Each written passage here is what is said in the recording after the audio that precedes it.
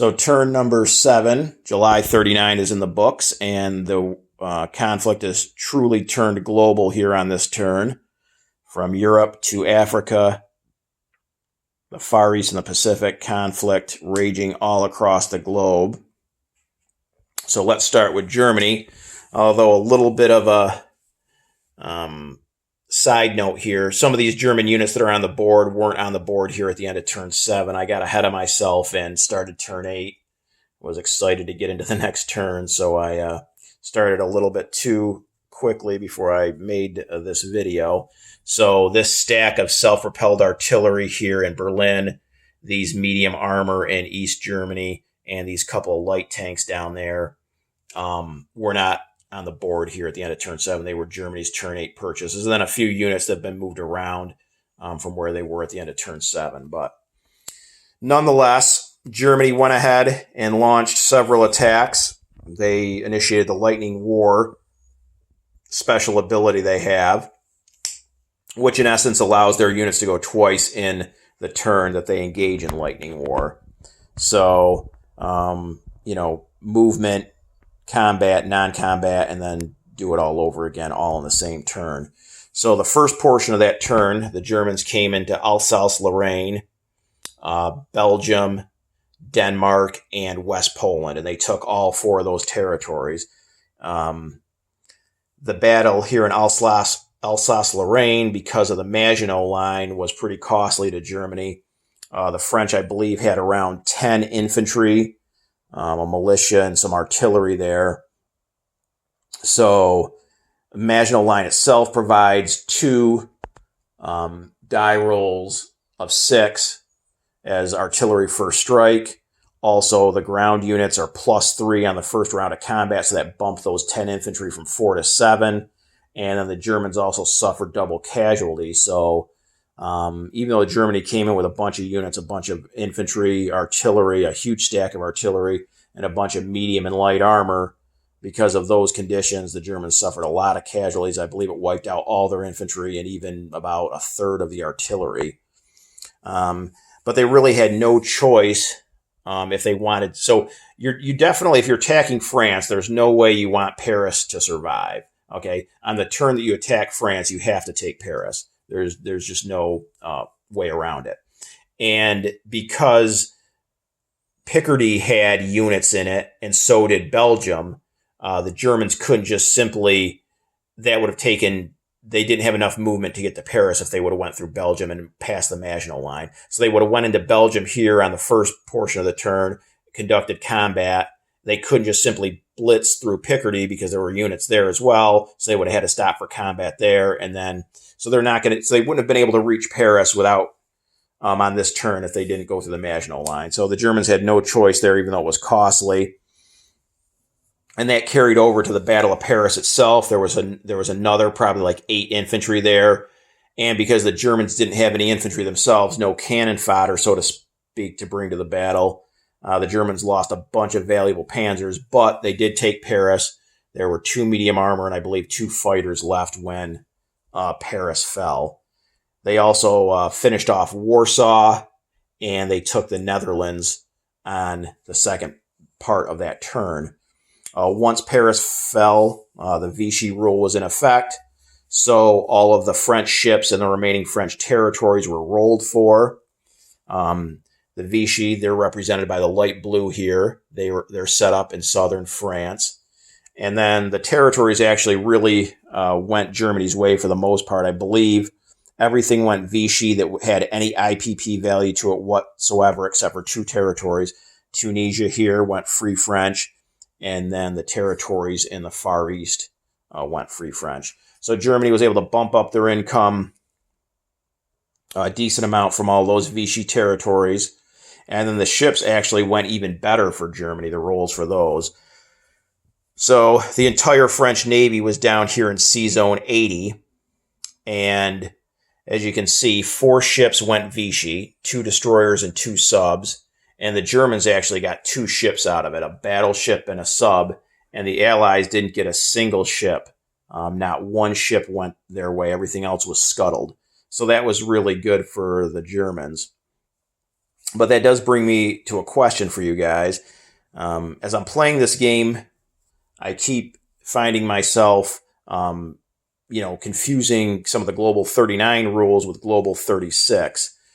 So, for instance, for the ships, after you roll with the Vichy rule, in Global 39, it says that depending on if the ship goes Axis or Allied, it makes its way to the nearest friendly port.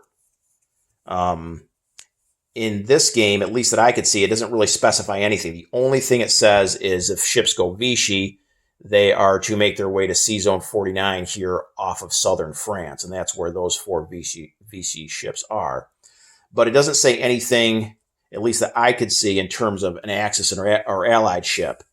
So I just left the German battleship and the German sub here in Sea Zone 80. So if you guys know the answer to that, if a ship does go, say, Axis, is it supposed to just stay in the sea zone that the original French ship was, or does it make its way to an Axis port, or, same thing if a ship ends up going Allied? So I would appreciate your comment on that, guys. What do you think? Like I said, I couldn't see anything that's in the rules that said having the ship make its way to a friendly port, so I just left it in Sea Zone 80. Which actually brings me to yet another question I had for you guys. So when the Germans took Denmark, there's a coastal defense ship that Denmark had. Now, again, in Global 39, it specifies that if a strict neutral's capital is taken, then the naval units are rolled for much in the same way as you roll for the ships under the Vichy rule. And again, the ship can either go Allied, it can go to the Axis, or it can be scuttled. So I was looking through the rules, and again, I couldn't see anything that pertained to that. The only thing that I really saw was that if the Netherlands are attacked by Germany, which in this case they were, then the ships belonging to the Netherlands, the remaining territories, the remaining units in general, align with the British, and the British are then able to use those units like they're their own. They also collect the income from those remaining territories belonging to the Netherlands and can distribute the income as they see fit. So it specifies about the Netherlands, but I couldn't see anything about neutrals. So again, if you guys know the answer to that, is it like in Global 39 and you roll for the ships once the neutral's capital is taken, or do the ships just simply continue the fight and join the other side? So if you guys know the answer to that, would appreciate if you leave that in the comments. And that was not necessarily important, but a little bit of a thorn in Germany's side, because the naval combat went decent. They took out the Polish torpedo boat destroyer that was here, but then that coastal defense ship from Norway actually took out 2 German ships and the Germans didn't get a hit on it. So all in all, though, not a bad turn for Germany. As far as the Russians, the common turn, again, we're going with the Molotov-Ribbentrop Pact is in effect. So that allows the Russians to expand their empire a little bit without provoking the Germans. So they went up here into northern Finland, took that territory. So that was easy conquest for the Russians. They also went into Estonia, and they just moved a bunch of units onto the border here with East Poland and the remaining Baltic states, Latvia and Lithuania. So I can see the Russians taking those territories here on January 40.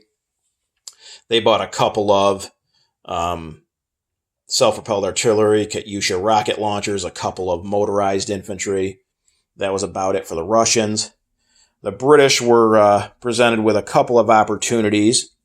Obviously, they're now fully in the conflict with the German attack on France. They went ahead and, with the help of the ships the Netherlands had here, they took out the remaining German Navy. So you see no German ships whatsoever in the Atlantic. So that was good. They also came down here from Sea Zone 81 with this entire fleet that was off of Egypt, came over here to Sea Zone 80 and took out the German battleship and sub that were there. They then brought down the Navy from Sea Zone 24, and that's now sitting in 79, and that's a light carrier with a fighter, a battleship, 2 heavy cruisers, 2 light cruisers, and 2 destroyers.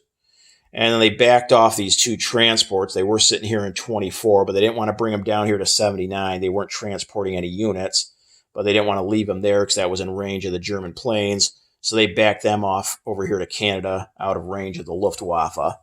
And then as far as purchases, they bought a fighter they put down in London. And then they bought a light armor they put in Eastern Egypt. And the British were up to, I believe, $31 at the end of their portion of the turn when you factor in the territories from the Netherlands that they were collecting income from in the Far East. So the British were looking pretty good. The U.S. didn't do a whole heck of a lot. Both the U.S. and the Russians rolling D-12s now that we're at July 39 in terms of trying to get up to their wartime economy. So the U.S. are up to between that D-12 roll and the actions of the Axis, they're up to $33.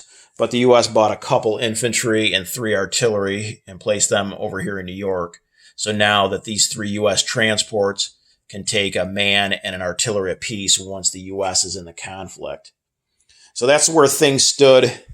So fairly typical, or at least played out how I thought it would at the beginning of the turn. But then the one surprise came when we got to Italy's portion of the turn.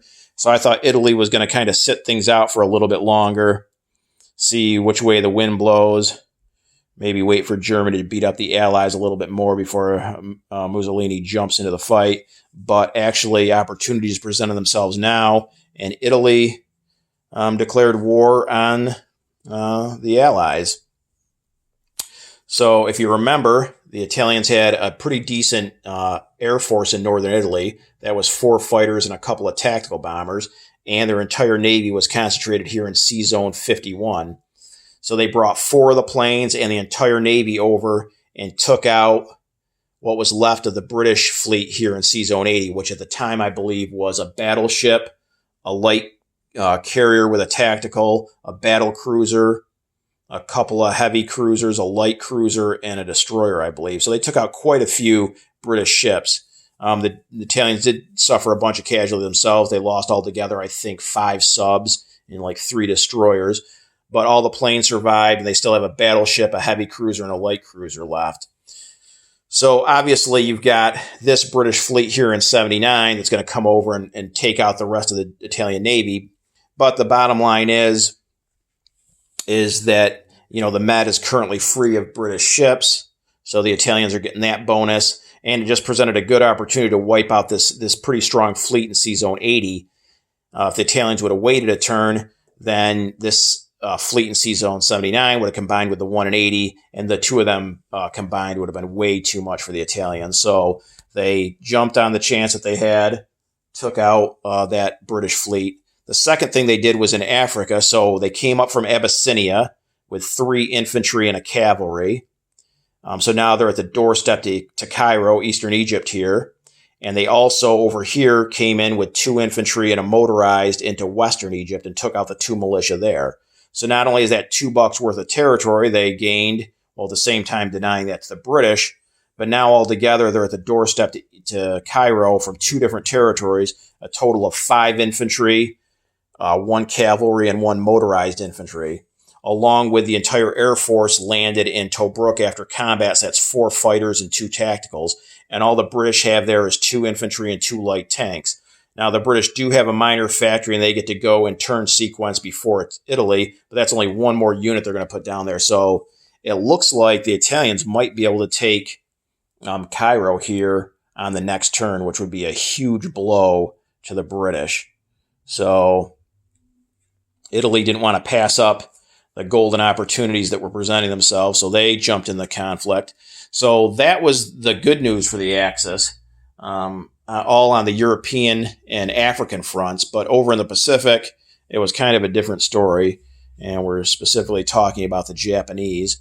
So for purchases, the Japanese went ahead and put down a fleet carrier and 2 battleships on stage 3 of the production chart.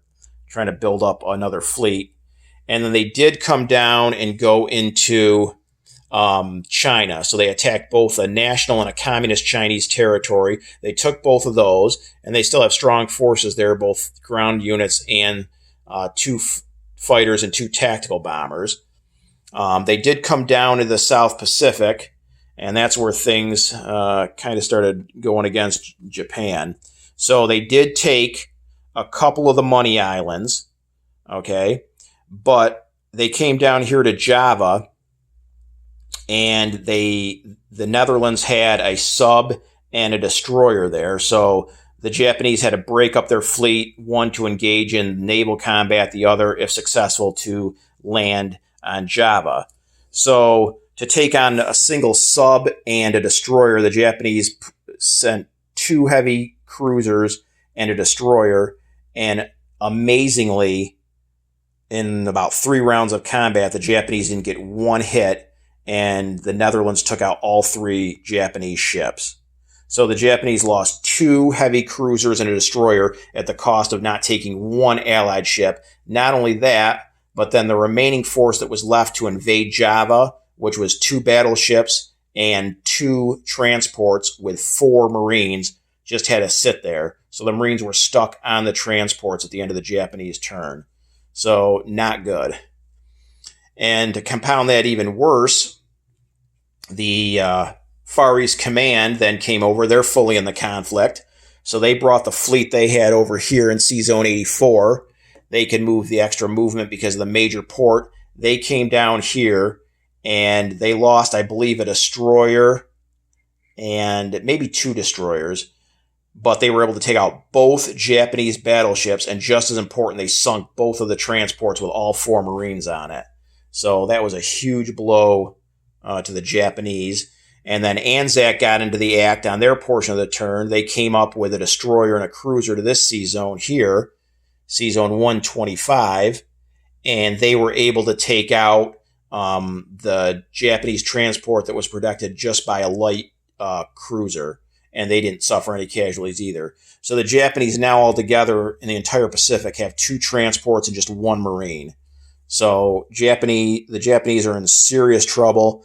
Probably their income only jumped up to $23 as well, so they probably don't have either the military resources or the income to pursue simultaneous objectives. So I wouldn't be surprised if the Japanese have to concentrate on maybe just China or the South Pacific and these islands here. They just don't have the money or the resources right now.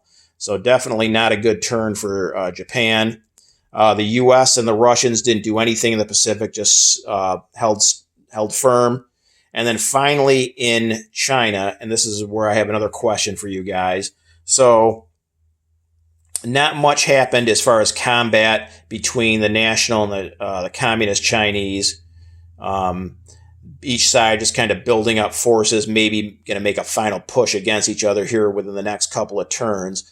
But here's where the question comes in. So it says that if China is invaded by a foreign power, which it was in this case with the Japanese, then the warlords, everything aligns with the KMT to fight the invader. But there are no warlords left. They've all already aligned with the communist Chinese. And the communist Chinese and the national Chinese have been at war with each other for several turns. So now that the Japanese have invaded, do the communist Chinese and the national Chinese combined forces stop fighting each other and deal with the Japanese threat? Or is it kind of just a free-for-all and all 3 of them are battling each other for control of China? So if you guys know, should the communists and nationals be combining right now and putting aside their differences to fight the Japanese, or are all 3 of them just going for their own interest and, going at each other? So let me know what you think about that. And that's where things stood militarily as far as economically and technology-wise. So this is one area where the Japanese had some good luck. They hit on all 3 of their roles, so they're now up to stage 3 for 3 different techs: wartime economy, heavy battleships, and heavy carriers. The Germans, this advanced artillery wasn't here. That this is subsequently turn 8's role. But Germany's got some decent tech going. Italy's on there with a couple. As far as income goes, Italy at 12, Japan at 23, and the Germans at 45. Germany's quite a bit ahead of any other country in terms of income. And then as far as the Allies' common turn goes, the only country that's at stage 3 for any tech is the U.S. It's stage 3 for jet fighters, a bunch of stage 2 development for the British and the Russians and the U.S. as well. And then for income-wise, you've got the U.S. at 33, Britain at 29, Russia's at 21, and then on down the line there. So we'll see what happens here on turn 8. I'm expecting combat to slow down a little bit, at least on the European side of things. Italy will maybe go after Cairo this turn, but maybe not too much else going on. And the Pacific, the Japanese maybe has to start rethinking some of their strategies heading into turn 8 here.